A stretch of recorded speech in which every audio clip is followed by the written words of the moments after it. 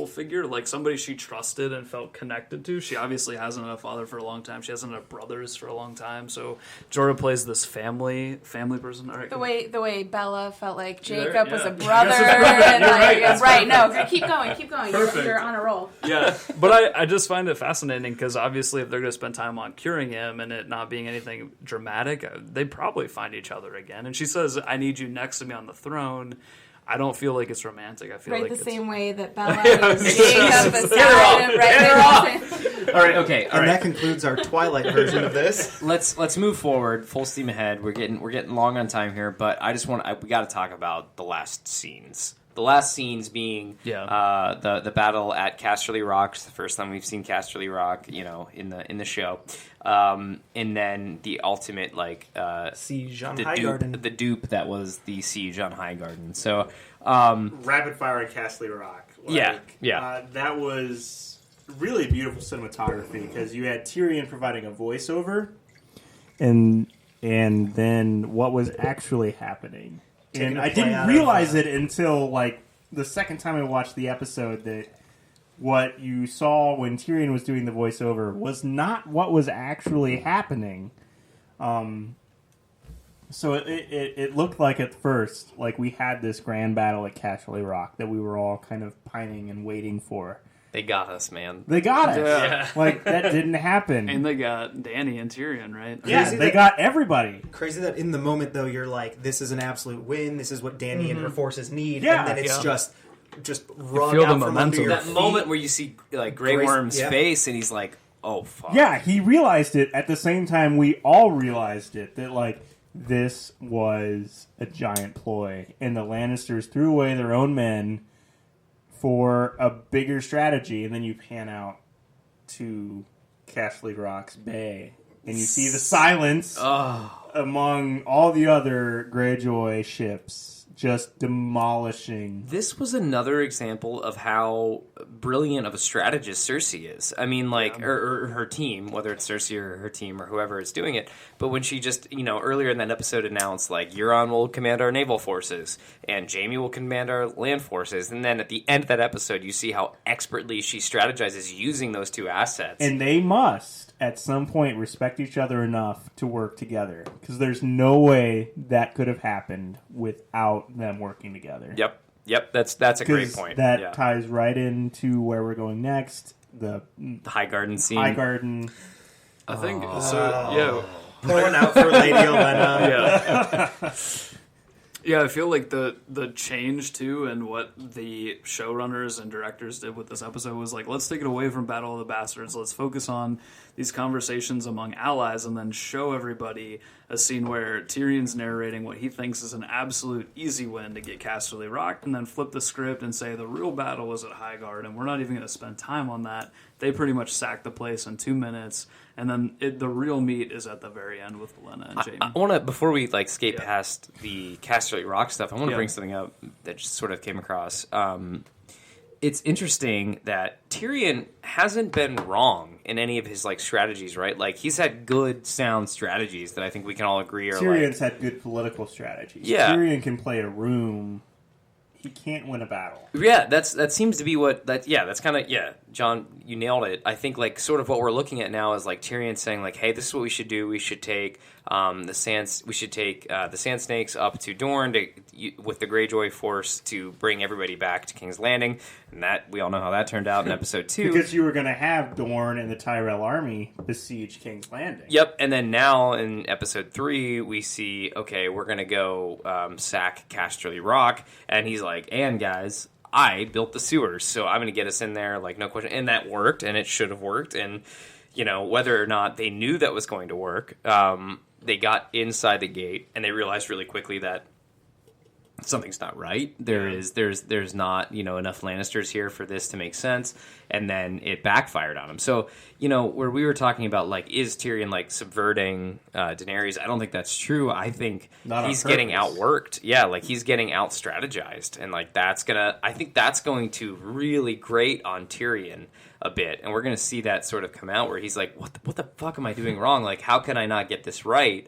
Is that going to come in the form of blowback from Daenerys, or is that going to come in the form of like a personal introspection from Tyrion? I don't know. It's just something that I think is interesting to bring up. That's 2 episodes in a row that he's been out strategized. It's more Euron too, right? I mean, like he's a step behind because of Euron's ability to be a fleet, right. and his prowess on the waters. Yeah, and I think that's the biggest part. Yeah. I don't know if this is necessarily a setback for Tyrion. Again, he's not brought up and kind of like shown to be the best strategist when it comes to war.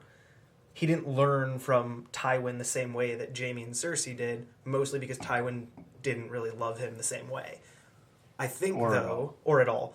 But I think, though, that a big switch, sans Jorah right now, is that if they can create this alliance with Jon, that they do have a little more war knowledge, because he's been to battle. And it's not just in the north, it's beyond the wall, and it's with the wildlings, and it's against the Boltons, and there's a lot more to it. So I think there's still more to develop there, and I'm hoping, just because I do love Tyrion, that it doesn't break his psyche. Yeah, and I think that what we've seen the last couple seasons of Tyrion sort of being on that edge of, like, I'm a failure and I'm worthless and I'm going to be a drunk, like, there is some, level of frailty to that character that, we should be aware of after these 2, like, sort of crushing defeats. And it would be interesting to see Jon take on more of, like, a consultative role to Daenerys and stuff, too, for some of these battles. And so if Jon became the military commander and Tyrion was the political advisor. Exactly. Man, that would be that's the dream team, right?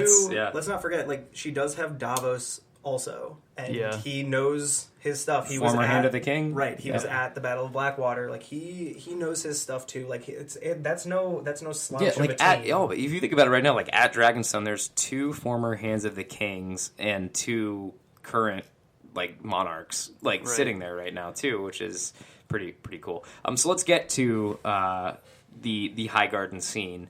And to Joe's point earlier, it was nice sort of change of pace from the showrunners. And I think they talked about this in that like sort of post-show breakdown that they do on HBO.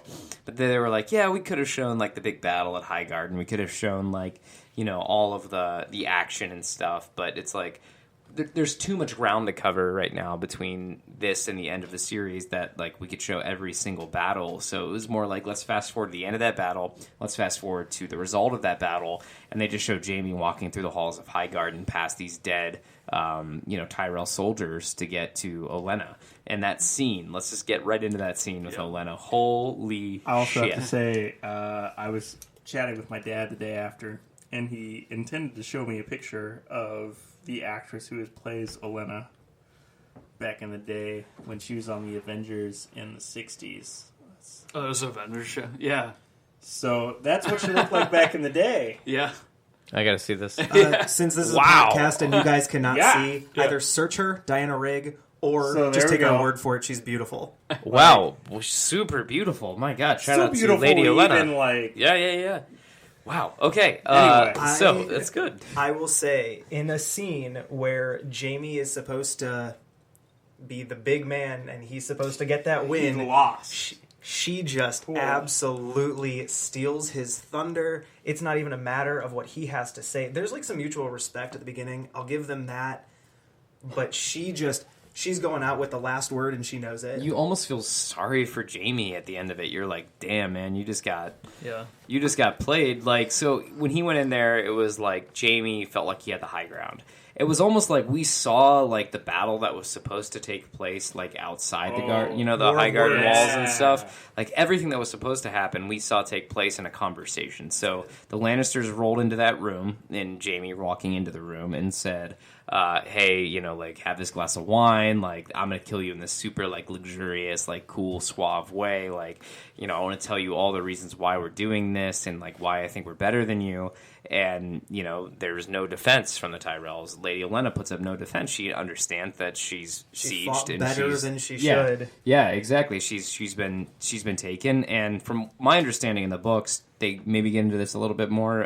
Some of the stuff I've read here recently, this hasn't the Tyrells, happened yet. Yeah, the Tyrells like aren't not like this specific scene, but just in general, the backstory on the Tyrells. They're not great warriors. They're not fighters. They're more no. And it was briefly mentioned in the episode. She says it. High Garden controlled the breadbasket essentially of Westeros. Yep. And so you have Jaime coming in here, sort of declaring victory on sieging her room, if you will, and then Olenna sort of gets the opportunity to speak her mind before she drinks the poison that Jaime gives her, and holy shit, that monologue is incredible. I think this is totally worthy of an Emmy for, what was her name again? I'm sorry, John?